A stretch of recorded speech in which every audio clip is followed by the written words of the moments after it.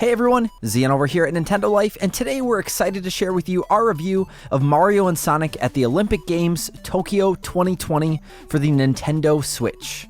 Now, this review was originally written by Chris Scullion for NintendoLife.com, but was reworked into this video by me.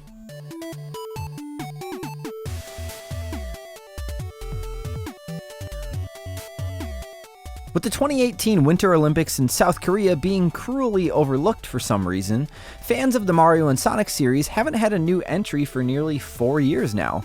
Given that the 2020 Olympic Games are being held in Tokyo, the home of video games, it would have been truly bizarre for Sega to pass on that one too. And sure enough, Mario and Sonic and their respective pals are back once again for another bout of mini-game competition.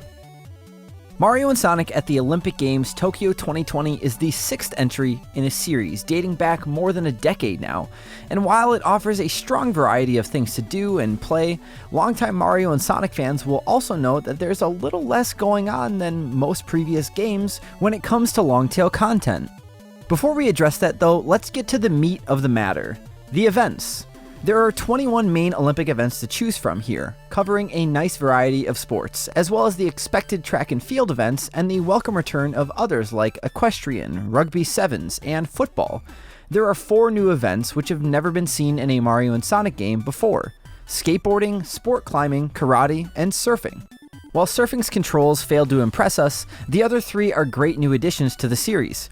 Karate can become a surprisingly tense multiplayer affair with 2 similarly skilled players involved, and sport climbing requires both timing and accuracy in a way that gets your palms sweatier than an 8-mile rap battle. The best of the bunch, however, is skateboarding, which sets you loose in a skate park and gives you a set time to pull off your best tricks and grinds. And now, it's no Tony Hawk, but it's still fairly entertaining. Joining these 21 standard events are 10 retro-style 2D events under the headline Tokyo 1964. Designed to be a clever nod to the first time Tokyo hosted the Olympics, these events play more like Konami's track and field games, with Mario and Sonic and friends represented by their old 8-bit and 16-bit forms.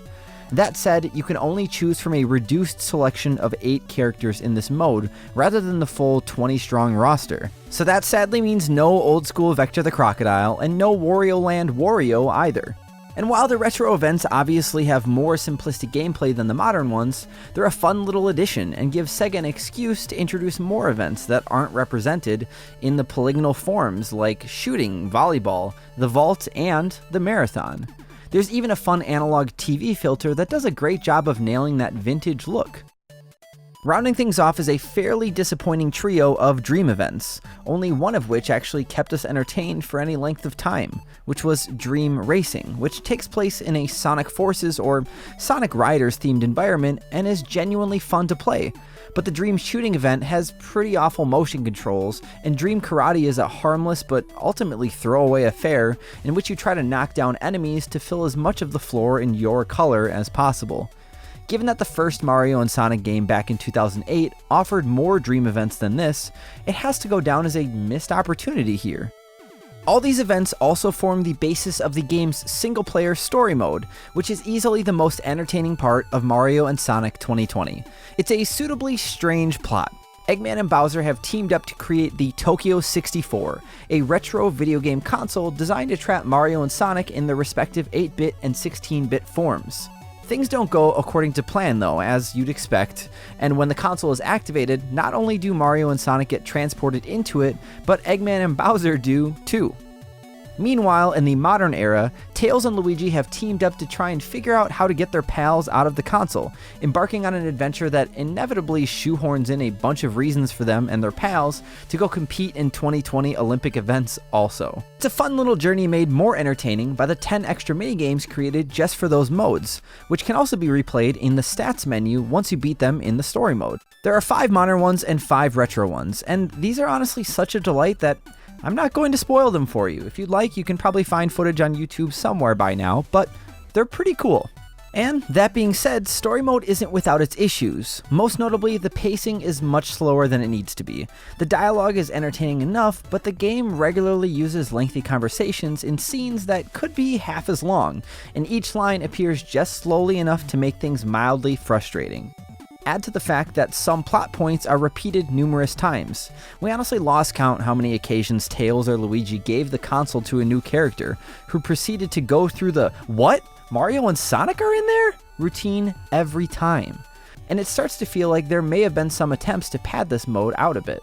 And in fairness, it's easy to see why, because once you're finished with the story mode, there's really not much left for solo players to do. There's a challenges feature with 80 achievements to earn, but the game doesn't actually tell you what these achievements are, which makes the whole thing a bit pointless, especially since they don't appear to unlock anything either. You also don't get any of the other fun unlockable stuff you got in other Mario and Sonic games. There's no central hub to customize like there was in the Rio 2016 game, there's no character-specific missions like there were back in the first Mario and Sonic, and there's no special costumes to unlock either. So essentially, there's no real added incentive to keep playing beyond the fun of playing the same events over and over. And granted, for many, that will be perfectly acceptable, especially if you're mainly buying the game for local multiplayer. But given that one of the Switch's most important features, and especially with the Switch Lite, is its use as a handheld console, there's a legitimate argument to be made that it could just have tried to provide more longevity for single-player gamers, particularly given that previous Mario and Sonic games had handheld versions that catered more for solo play. Its 34 events provide welcome variety, and there are far more hits than misses in its lineup. But once you're finished with Mario and Sonic at the Olympic Games Tokyo 2020's 4-hour story mode, it becomes notably less enticing for solo players.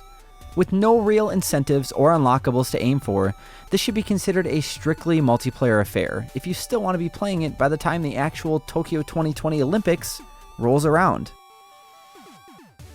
We here at Nintendo Life give Mario and Sonic at the Olympic Games Tokyo 2020 on the Nintendo Switch a 7 out of 10. If you'd like to read our full written review, or even just find out more about Mario and Sonic, you can head over to nintendolife.com.